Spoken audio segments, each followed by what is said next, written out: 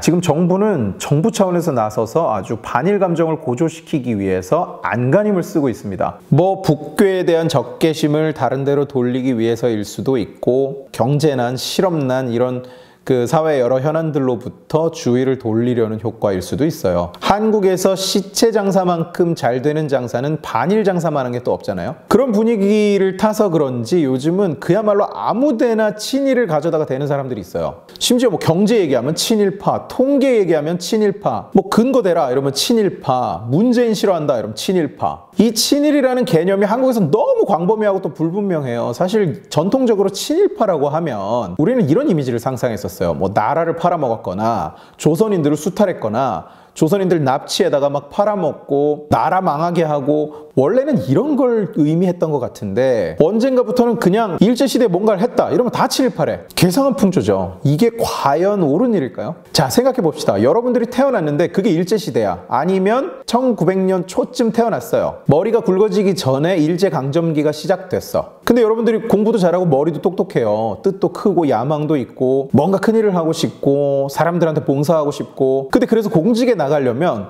당시 공직은 다 일제치하 공직이야. 다 일본 총독부 밑에 있는 관직이에요. 어떻게든 일본이랑 연계가 되고 일본이 들여온 시스템 속에서 일본인들과 함께 일을 할 수밖에 없었다고. 그러니까 일제시대쯤 태어난 사람이 그냥 열심히 공부해가지고 관료가 됐어. 이게 친일파인가요? 그럼 이 사람이 친일파입니까? 친일파가 뭐예요 대체? 일본이랑 가까이 지내면 친일파인가? 원래는 일본을 위해서 한때 조선이라고 불렸던 망해버린 나라의 국민들한테 뭔가 악독한 짓을 했던 그런 사람들이 친일파였는데, 이름도 막 무시무시하게 나카무라, 뭐 하야시 이런 걸로 바꾸고 그런 사람들이었다고. 그런데 이걸 반일 감정을 고조시키려고 확대하고 자꾸 확대하다 보니까 이제는 그때 살았던 아무나 다 그냥 친일파로 갖다 붙이는 거예요. 그럼 대체 친일파가 아닐 수 있었던 사람은 누가 있을까? 독립운동을 한 사람이 있을 겁니다. 근데 독립운동을 한 사람들은 극단적으로 적잖아요. 많은 수가 아니잖아요 애초에. 그럼 독립운동을 안 한 당시 대부분의 사람들은 어땠을까요? 이런 식이라면 당시를 살았던 사람 중에 친일파가 되지 않을 수 있었던 사람은 아무것도 안 한 사람이야. 그냥 아무것도 이름을 남길 만한 일을 하지 않은 사람, 사회 엘리트가 되거나 공직에 나가거나 사업을 하거나 뭔가 남들을 위해서 일을 하거나 그 어떤 것도 해서는 안 되는 거예요. 왜?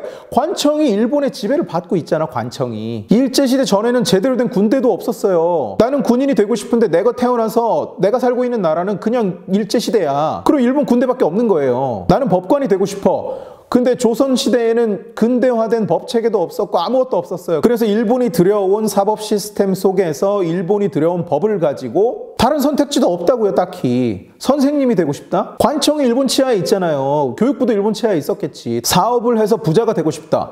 그러면 결국 일본 관청이랑도 일을 해야 되고 일본인 밑에서 일본인들이랑 같이 일본인 위에서 일본인들 대상으로 일을 할 수밖에 없었을 거라고. 그게 친일파는 아니잖아요. 나는 경찰이 돼서 도둑, 강도, 강간범 이런 거 잡고 싶어. 그래갖고 공부해가지고 열심히 노력해서 경찰이 됐어요. 해방될 때까지 도둑 잡고 강도 잡고 강간범 잡고 다녔단 말이야. 그게 친일파예요? 해방이 됐어. 그리고 건국을 하는데 경찰 경험이 있는 사람이 없어. 조선시대 제대로 된 경찰이 없었으니까. 그래갖고 이 사람을 불러다가 교육도 시키게 하고 시스템도 만들게 하고 이랬단 말이에요. 그럼 이게 친일파를 기용한 거예요? 아니, 이 한반도라는 땅에서 뭔가를 하려면 어떻게든 일본이랑 연계가 될 수밖에 없었다고. 그럼 이 사람들이 전부 다 친일파예요? 그럼 친일파가 안 되려면 무슨 저기 화전이나 하고 뭐 감자나 캐고 이러면서 살아야 되나? 그렇잖아요. 지금 친일파를 구분하는 기준 가지고는 일제시대 내내 범죄자 잡으러 다닌 경찰은 친일파야.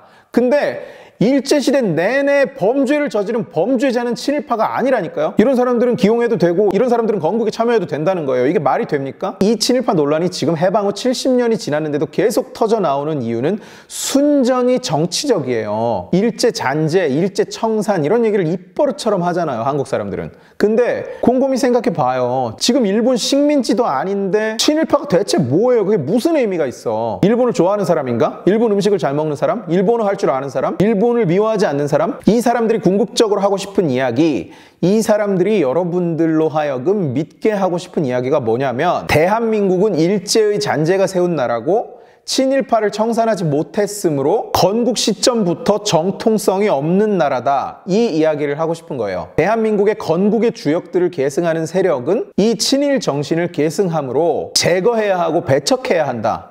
이 얘기예요. 이 얘기를 하고 싶은 거라고. 그러니까 친일이라는 분류가 아무 의미도 없고 영향력도 없는 지금에 와서도 입만 열면 친일을 청산하자고 꽥꽥거리는 거라고. 심지어 나는 경제 얘기하고 최저임금 얘기하고 통계 얘기하고 이러면 나보고 친일파래. 아베의 개래. 아니 일본에는 가본 적도 없고 아는 일본어라고는 스시, 와사비 뭐 이따위 거밖에 없는데 기모차. 대체 왜 경제 이야기를 하면 친일파가 되고 아베의 개가 됩니까? 저런 의식 때문에 그런 거예요. 저런 의식 때문에. 우익은 친일을 계승한다. 우익은 건국을 계승했으므로 친일파다. 우익적인 사고를 가진 사람은 일본과 연계가 있든 없든 다 친일파다. 괴상한 사고 아닙니까? 그러니까 어떻게 되겠어요? 우익 이념을 가진 사람은 다 청산해야 되는 존재가 되는 거예요. 자유, 시장, 성장 이런 얘기하면 친일 잔재라서 제거해야 된다고요. 하루빨리 없애버려야 된다고. 이 친일 난동이 얼마나 무서운 얘기인지 아시겠어요? 팩트로 이야기할까요? 북괴의 초대 내각도 전부 친일파였어. 부주석,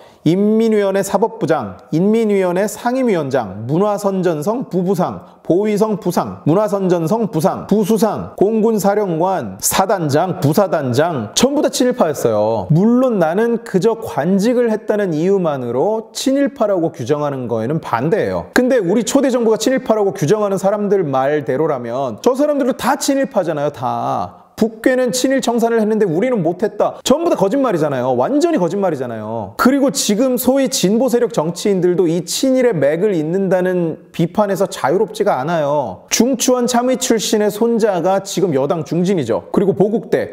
보국대는 당시에 조선인들을 끌어다가 노역에 동원하던 기관인데 그 보국대에서 일하던 인간의 아들도 지금 진보 진영의 유력 정치인이죠. 보수정당 인사들이 친일파 후손이라고 비판하고 본인도 무슨 과거사 청산위원회 이런 데서 활동하던 사람이 알고 보니까 본인 아버지도 친일파였고 심지어 그 사람들이 괴롭혔던 증인들까지 막 나오니까 입 싹 다물고 꺼졌던 적도 있죠. 심지어 문재인 아버지도 함경도에서 농업계장, 농업과장 했어요. 이 농업계장이라는 자리가 농산물 생산조사에서 조선인들 수탈하던 자리다 이런 비판이 나오니까 그 친일 사전 편찬하기로 유명한 단체에서 이런 비열한 변명을 해요. 아, 친일파라는 것은 그저 직급만으로 따질 수는 없고 종합적으로 따져봐야 된다. 본인이 하고 싶어서 했는지 아닌지도 가려봐야 된다. 언제부터 이렇게 너그럽냐고 지들이. 자, 정리해봅시다. 친일이란 건 그 어떤 관점으로도 현대 대한민국에게는 살아 움직이는 이슈가 아니에요. 그걸 억지로 적으로 규정하려니까 자꾸 잔재다, 후손이다 이런 맞지도 않는 얘기들을 하고 있는 겁니다. 그런 말을 하는 사람들이 역사를 잊은 민족에게는 미래가 없다 뭐 이런 출처도 없는 괴상한 얘기를 하는 사람들이 이 대한민국을 전쟁의 참상에 밀어넣고 수백만 명을 죽게 한, 지금까지도 그 비참함에 온 국민이 시달리게 한 그 전범 새끼들과 그 자손들에게 얼마나 너그럽고 포용적인지 본다면 이 친일 청산 논란은 그야말로 끔찍하게 포장된 정치 슬로건 이상이 아닙니다. 일제시대 잊어버리지 않은 사람 없어요. 잊어버릴 수 있는 사람도 없고. 그러나 명심해야 돼요. 과거가 현재를 잡아먹으면 죽는 건 미래라는 걸. 그럼에도 불구하고 끝까지 친일파 후손들을 다 잡아내서 족치고 싶다. 그럽시다. 예, 그래요. 단 니들 쪽도 똑같은 기준으로 털자.